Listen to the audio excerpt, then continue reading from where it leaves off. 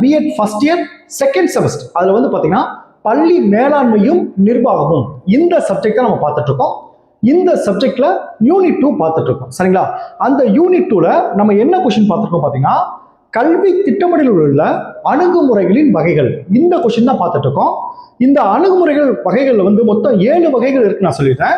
அதுல ஃபர்ஸ்ட் 3 வந்து நம்ம லாஸ்ட் கிளாஸ்ல பார்த்துட்டோம். அந்த 4வதா இருக்கு பாத்தீங்களா, வரவு விகித அணுகுமுறை. அந்த கொஸ்டின் தான் இன்னைக்கு நம்ம பார்க்க போறோம். சரிங்களா?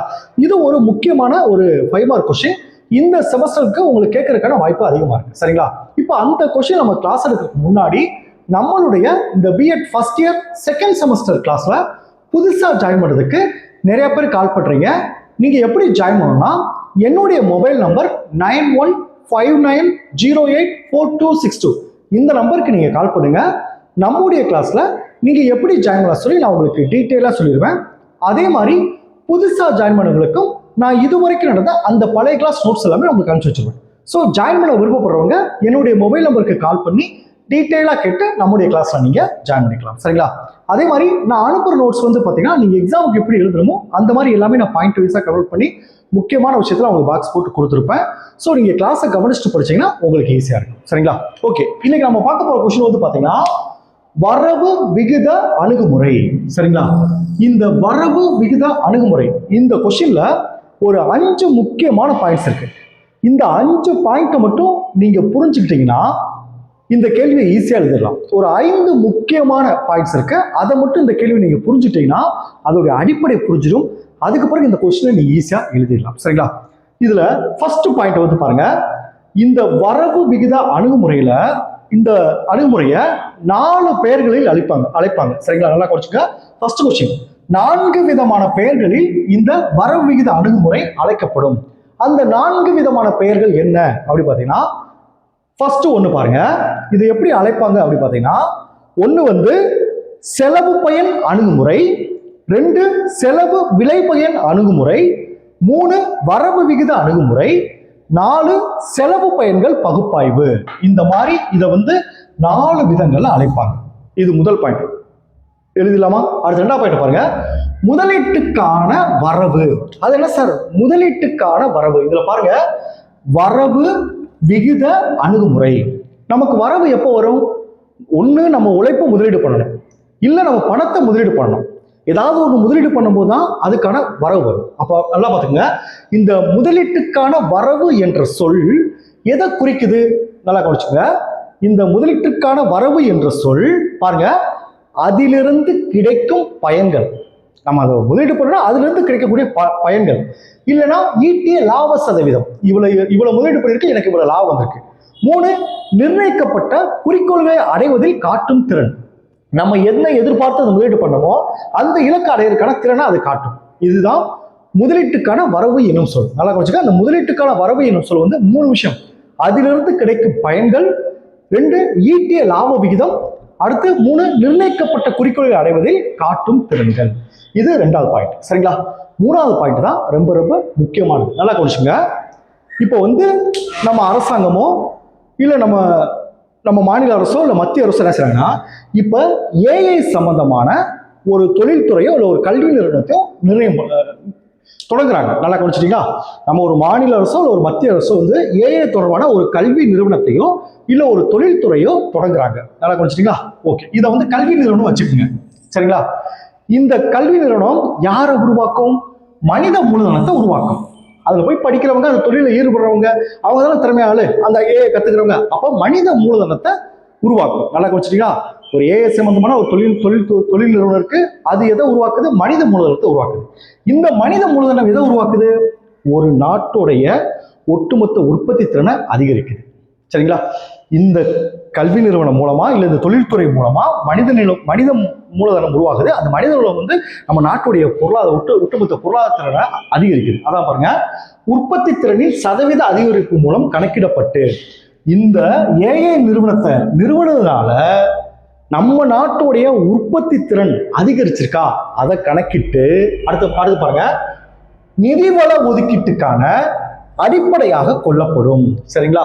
இந்த தொழில்துறையோ இல்லை இந்த கல்வி நிறுவனத்தை உருவாக்குறதுனால நிறைய மாணவர்கள் உருவாகி நம்முடைய நாட்டுடைய பொருளாதார உற்பத்தி, ஒட்டுமொத்த பொருளாதார உற்பத்தி திறன் அதிகரிச்சிருக்கா, அதை கணக்கிட்டு இந்த நிறுவனத்திற்கான எவ்வளவு நிதி ஒதுக்கலாம், உற்பத்தி திறன் அதிகரிச்சிருக்கு, ஸோ இந்த கல்வி நிறுவனத்துக்கு இல்லை இந்த தொழில்துறைக்கு நம்ம முதலீடு அதிகரிக்கிறோம் அப்படின்றத முடிவு பண்ண வைக்குது. சரிங்களா? அடுத்து பாருங்க, நல்லா கவனிச்சுக்க. 3வது பாயிண்ட் என்னன்னா, ஒரு கல்வி நிறுவனம் மூலமாக மனித மூலதனம் உருவாக்கப்படுகிறது. அந்த மனிதனம் மூலமாக ஒரு நாட்டுடைய உற்பத்தி திறன் கணக்கிடப்பட்டு இந்த நிறுவனத்தை ஆரம்பிச்சதால மனித மூலதனம் உருவாகுது. இந்த மனிதனம் உருவானதுனால நம்முடைய நாட்டோட உற்பத்தி திறன் அதிகரிச்சிருக்கா அதை கணக்கிடுறாங்க. அதுக்கேற்ற மாதிரி இந்த நிறுவனத்துக்கு 4வது பாயிண்ட் பாருங்க, நிதி ஒதுக்கீட்டுக்கான அடிப்படை கொள்ளப்படுகிறது. இந்த உற்பத்தி திறனுக்கு ஏற்ற மாதிரி இந்த கல்வி நிறுவனத்துக்கு எவ்வளவு நிதி ஒதுக்கிடலாம். ஓகே, உற்பத்தி திறன் அதிகரிச்சிருக்கு, அப்ப என்ன செய்யலாம், இதே மாதிரி இந்த தொழில்துறைக்கோ இல்ல கல்வி நிறுவனத்துக்கோ நம்முடைய முதலீடை அதிகரிக்கலாம். சரிங்களா? அப்ப எதை மூலமா அதை கணக்கிடப்படுது, அந்த வரவு மூலமா தான் நம்ம கணக்கிடப்படுது. இப்போ நம்ம பிஎட் படிக்கிறோம், 2 வருஷம் படிக்கிறோம், 2 வருஷம் அதுக்கு நேரத்தை கொடுக்குறோம், 2 வருஷம் அதுக்கான முதலீடை பண்றோம், அதுக்கு பிறகு 2 வருஷம் முடிச்சு நம்ம வேலைக்கு போறோம், நம்ம சம்பளம் வாங்குறோம். இந்த 2 வருஷத்துக்கான உழைப்புக்கும் இந்த 2 வருஷத்துக்கான நம்ம முதலீடு பண்ண நேரத்துக்கும் பணத்துக்கான வருமானம் நமக்கு வரணும். சரிங்களா? அப்படி வருமானம் அதிகமாக வரும்போது இந்த பிஎட் படிப்புக்கான என்ன செய்யலாம், இந்த பிஎட் படிப்புக்கான முதலீடை அதிகரிப்பாங்க. இப்போ உங்களுக்கு புரிஞ்சிச்சா? அதுதான். இப்போ அதே அடுத்த பாயிண்ட் வாங்க. இப்போ 3வது பாயிண்ட் இந்த நிறுவனம் சொல்லிட்டேன், 4வது பாயிண்ட் அதுக்கேற்ற மாதிரி நிதி ஒதுக்கீடு சொல்லிட்டேன். இப்போ 5வது பாயிண்ட் பாருங்க. இப்போ அதே கல்வி நிறுவனம் மனித மூலதனத்தை உருவாக்குது, ஆனா உற்பத்தி திறன், ஒட்டுமொத்த நாட்டுடைய உற்பத்தி திறன் குறைகிறது என்றால் அப்ப என்ன செய்வாங்க, அப்ப குறையுது, அதை கணக்கிட்டு இந்த துறைக்கான முதலீடை குறைப்பாங்க. இதுதான் வரவு விகித அணுகுமுறை. இப்போ உங்களுக்கு புரிஞ்சிச்சா? இப்போ இந்த அடிப்படை புரிஞ்சிச்சு. இப்போ நான் சென்டென்ஸா சொல்ற பாருங்க, உங்களுக்கு ஈஸியா புரியும். சரிங்களா? இப்போ இதோட அடிப்படை புரிஞ்சோடனே இந்த வரவு விகித முறையினால என்னென்ன நன்மைகள் இருக்கு, என்னென்ன குறைபாடுகள் இருக்கு, இதை நான் ரீட் பண்ணும்போது உங்களுக்கு ஈஸியா புரிஞ்சிடும். ஃபர்ஸ்ட் வரவு விகித அணுகுமுறை, அதை சொல்ற பாருங்க. இப்போ அதுல 4 பெயரால் அழைக்கப்படும் சொல்லிட்டோம். அடுத்து அந்த முதலீட்டுக்கான வரவு என்னும் சொல்லிட்டோம். சரிங்களா? அதுக்கு பிறகு அதுல முதல் பாயிண்ட் பாருங்க, இவ்வணுகுமுறை கல்வியை மனித மூலதனம் மூலம் உருவாக்குவதால் ஈடுபடுத்தப்படும் முதலீடாக கருதுகிறது. நான் சொன்ன பாத்தீங்களா, இவ்வணுகுமுறை, இந்த வரவு விகித அணுகுமுறை கல்வியை மனித மூலதனம் உருவாக்குதலில், இதுல பாருங்க, இப்ப பாருங்க, இந்த கல்வி நிறுவனம் சொன்னேன். அப்ப அந்த கல்வியை அடுத்து பாருங்க, மனித மூலதனம் உருவாக்குதலில், மனித மூலதனம் உருவாக்குதலில் பதில் சொல்றீங்களா, மனித மூலதனம் உருவாக்குதலில் ஈடுபடுத்தப்படும் முதலீடாக கருதுகிறது.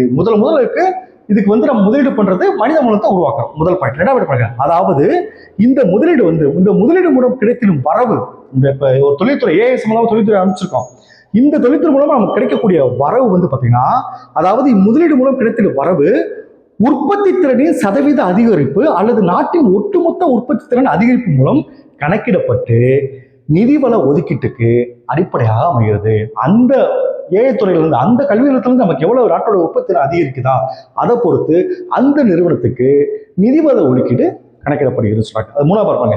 இவ்வணுமுறைப்படி கல்வி முதலீட்டுக்கான வரவு விகிதம் குறைவாக இருந்தால், இப்ப ஏஐ தொழில் நிறுவனத்தை தொடங்கிட்டோம், ஆனா அதன் மூலமா வரவு கிடைக்கல அப்படின்னா, அதான் இவ்வணுமுறையோட கல்வி முதலீட்டுக்கான வரவு விகிதம் குறைவாக இருந்தால் கல்விக்காக செலவிடப்படும் தொகையை வெறுவாக குறைத்திட வேண்டும் சொல்றாங்க. 4வது பாயிண்ட் பாருங்க, வரவு விகித அணுகுமுறை பொருளாதார நிபுணர்களால் ஆதரிக்கப்படுகிறது. என்னை பொறுத்தவரைக்கும் இது தொழில்துறைக்கு கரெக்டா இருக்கும், ஆனா கல்வித்துறைக்கு கரெக்டா இருக்கும்னு என்னால சொல்ல முடியல கரெக்டா. ஆனா என்ன சொல்றாங்கன்னா, 4வது பாயிண்ட் வரவு விகித அணுகுமுறை பொருளாதார நிபுணர்களால் ஆதரிக்கப்படுகிறது சொல்றாங்க. 5வது பாருங்க, ஆனால் உண்மையில் கல்வி முதலீட்டினால் ஏற்படும் வரவுகள் விகிதத்தை அளவிடுவது தொடர்பான பிரச்சனைகளால் இவ்வணுகுமுறையை கல்வியில் பயன்படுத்துவது மிகவும் கடினம் தான் சொல்றாங்க. சரிங்களா? ஓகே, இந்த வரவு விகித அணுகுமுறையால என்னென்ன பயன்கள் இருக்கு? முதல் பயன் பாருங்க, அளவீடு. 2 கல்வி வருவாய். 3 கல்வி அமைப்பு. 3 நன்மைகள் இருக்குன்னு சொல்றாங்க. ஃபர்ஸ்ட் அளவீடு. அளவீடு என்ன சார்? முதல் பாயிண்ட் பாருங்க, கல்வி அறிவு பெற்ற நபரின் வயது வருவாய் அமைப்பை ஆராய்வதன் மூலம் வரவு விகித அணுகுமுறையை பயன்படுத்தி கல்வி அறிவு பெற்றோரின் உற்பத்தி திறன் அதிகரிப்பை அளவிடுவது சாத்தியமாகிறது. 2 வருஷம் நான் உழைப்பை கொடுத்துருக்கேன், பிஎட்டுக்கு 2 வருஷம் படிச்சிருக்கேன், அதுக்கு பிறகு நான் வேலைக்கு போறேன், அந்த வருமானத்தை வச்சும் நம்ம 2 வருஷம் முதலீடு பண்றது, 2 வருஷம் நேரத்தை கொடுத்தது அதுக்கு ஈக்குவலா இருக்கா அப்படின்றத இந்த வரவு விகித அணுகுமுறை மூலமா கணக்கிட முடியும்னு சொல்றாங்க. இது முதல் நன்மைகள். 2வது பாருங்க, கல்வி வருவாய். 2வது பாருங்க, அணுகுமுறை கூடுதலாக கல்வி பெறுவதற்கான செலவு, இவ்வாறு கூடுதலாக பெற்ற கல்வியினால் பெறக்கூடிய வருவாய் அதிகரிப்பு ஆகியவற்றுக்கு இடையே உள்ள தொடர்பை தெரிவிக்கிறது. இப்போ பிஎட்டை முடிச்சிருக்காங்க, அது ஒரு ஆள் எம்எட்டை முடிச்சிருக்காங்க, அப்போ கூடுதல் 2 வருஷம் படிச்சிருக்காங்க. அப்போ எம்எட்டை முடிச்சவங்களுக்கு வந்து இந்த பிஎட்டை முடிச்சோட சம்பளம் அதிகம், வருவாய் அதிகமாக இருந்தால் தானே அது சரியாக வரும். இது எதன் மூலமாக கண்டுபிடிக்கிறது? அதுக்கு எவ்வளோ செலவழிக்கப்பட்ட தொகை, எத்தனை வருஷம் கூடுதலாக படித்தோம், அது கண்டுபிடிக்கிறது இந்த வரவு விகித அணுகுமுறை தான் அப்படின்னு சொல்றாங்க. அதான் கல்வி வருவாய்ன்னு சொல்றாங்க. அடுத்து பாருங்க, கல்வி அமைப்பை, இதெல்லாம் கல்வி அமைப்பு பாருங்க, குடிமக்களின் வருவாய் ஈட்டும் திறனை உயர்ந்த அளவு அதிகரிக்கக்கூடிய வகையில். அப்ப எந்த படிப்புக்கு, எந்த தொழில்துறைக்கு வருமானம் அதிகமாக வருதோ, அதை படிச்சவங்களுக்கு அதிகமாக வருதோ, அதுக்கேற்ற மாதிரி அந்த தொழில்துறையை முன்னேற்றம் அடை செய்யலாம், அந்த தொழில்துறையை விரிவுபடுத்தலாம்னு சொல்றாங்க. அதான் பாருங்க, குடிமக்களின் வருவாய் ஈட்டும் திறனை உயர்ந்த அளவு அதிகரிக்கக்கூடிய வகையில் எத்திசையில் கல்வி அமைப்பை விரிவுபடுத்த வேண்டும் என்பதை வரவு விகித பகுப்பாய்வு சுட்டி காட்டுறது அப்படின்னு சொல்றாங்க. சரி சார், இதுல என்ன சார் குறைபாடுகள் இருக்கு? 1 அனுமானம், 2 அளவிடுதலில் குறைபாடு, 3 ஊதிய வேறுபாடுகள், 4 தொடக்க கல்வி முறை, 5 திட்டமிடுவதில் சிக்கல். 5 குறைபாடுகள் இருக்கு. முதல்ல பாருங்க, அனுமானம். இது எல்லாமே ஒரு அனுமானம் மூலமா சொல்ல போறாங்க. அந்த அனுமானம் உண்மையா இருக்கலாம், தவறாகவும் போகலாம். அதான் பாருங்க, முதல் பாயிண்ட், ஒருவர் பெரும் ஊதியம் அவரது உற்பத்தி திறனை காட்டும் என்னும் அனுமானம் சில நேரங்களில் தவறாக கூடும். ஊதியம் அதிகமா பெறுவான், அவருடைய செயல்திறன் கம்மியா இருக்கும். அப்ப இது வந்து அனுமானம் தான் அப்படி சொல்றாங்க. 2வது பாருங்க, அளவிடுதலில் குறைபாடு. ஒரு குறிப்பிட்ட வகை கல்வியில் முதலீடு செய்வதால் விளையும் நன்மைகளை அளவிடுவது எளிதென்று. எப்ப எந்த துறை மேல போகும், எப்ப எந்த துறை கீழே வரும்னு சொல்ல முடியாது. நம்ம இதை இன்ஜினியர் படிச்சவங்களுக்கு ஒரு காலத்து நல்ல மதிப்பு இருந்துச்சு. இப்ப பாருங்க, அதே மாதிரி முன்னாடி இப்போ ஐடி டிபார்ட்மெண்ட்டுக்கு முன்னாடி நல்ல மரியாதை இருந்துச்சு. இப்போ பாருங்க, அது சொல்ல எந்த துறை எப்போ முன்னாடி வரும் பின்னாடி வரும் சொல்ல முடியாது. அது ஒரு குறைபாடு சொல்றாங்க. 3வது பாயிண்ட் பாருங்க, ஊதிய வேறுபாடுகள். பாருங்க, இப்போ வளர்ந்து வரும் நாடுகளில் பணியாளர்களிடையே காணப்படும் ஊதிய வேறுபாடுகள் அவர்களது கூடுதல் கல்வி தகுதிகளால் ஏற்படுகின்றன. கூடுதல் கல்வி தகுதிகளால் தான் வருமானம் கூடுதா அப்படின்னு சொல்ல முடியாது. அவனுடைய திறமையை வச்சு அவனுக்கு கூடலாம், கல்வியை வச்சு தான் அவனுக்கு வருமானம் கூடுதா. ஆக்சுவலா பாத்தீங்கன்னா, இப்போ நாட்டில் இப்போ நம்ம சுற்றிருக்கலாம் பாருங்க, வசதியாக இருக்கணும் பாருங்க, எல்லாருமே கல்வி பெற்றவங்களா இருக்காங்களா? நம்மளோட கல்வி பெற்றவங்களா வசதியாக இருக்காங்களா? அப்படிலாம் கிடையாது. அதான் சொல்றாங்க, கூறிட முடியாது. அவ்வேறுபாடுகளுக்கு பணியாளர்கள் குடும்ப பின்னணி, அவர்களின் பழக்க வழக்கங்கள் முதன்மையான காரணி மற்றும் வாடிக்கையாளர்கள் போன்ற பிற அம்சங்களையும் காரணமாக கூறிட முடியும்னு சொல்றாங்க. அடுத்து தொடக்க கல்வி முறை. அதெல்லாம் சொன்னா இந்த வரவீத அனுபவம் தொடக்க கல்விக்கு முக்கியத்துவமே கொடுக்கல. ஆனா என்ன சொல்றாங்க, தொடக்க கல்வி நல்லா தானே வாழ்க்கை சிறப்பாக சொல்றாங்க. அதை சொல்லுவாங்க, அனைத்து கல்வி நிலைகளுக்கும் சமூக பயன்களை கணக்கிடுவதன் அடிப்படையில் தொடக்கநிலை கல்விதான் சமூகத்திற்கு மிக அதிக அளவு பயன் கிடைக்கின்றன என்று சில ஆய்வு முடிவுகள் தெரிவிக்கின்றன. ஆனால் இவ்வாய்வு முடிவை வரவிகித அணுகுமுறை ஒப்புக்கொள்வதில்லைன்னு சொல்றாங்க. அடுத்து பாருங்க, லாஸ்ட் பாயிண்ட், திட்டமிடுவதில் சிக்கல். இவ்வணுமுறைப்படி திட்டமிடுவதில் சில சிக்கல்கள் உள்ளன. இவ்வணுமுறையை கல்வியில் முதலீடு செய்திட வேண்டிய பிரிவுகள் மற்றும் அவற்றிலிருந்து கிடைக்கக்கூடிய தனிநபர் பயன்கள் மற்றும் ஒட்டுமொத்த சமூகத்தினருக்கான பயன்கள் குறித்து தெளிவுபடுத்தி கிடைத்திடக்கூடிய பயன்களை கணக்கிட்டு கூறுவது அவசியமாகிறது. ஆனா இதுல திட்டமிட்டு கணக்கிட கூற முடியுமா அப்படின்றது சிக்கல் ஏற்படுகிறது. சரிங்களா? Okay, thank you students. நம்ம நெக்ஸ்ட் கிளாஸ்ல பார்ப்போம்.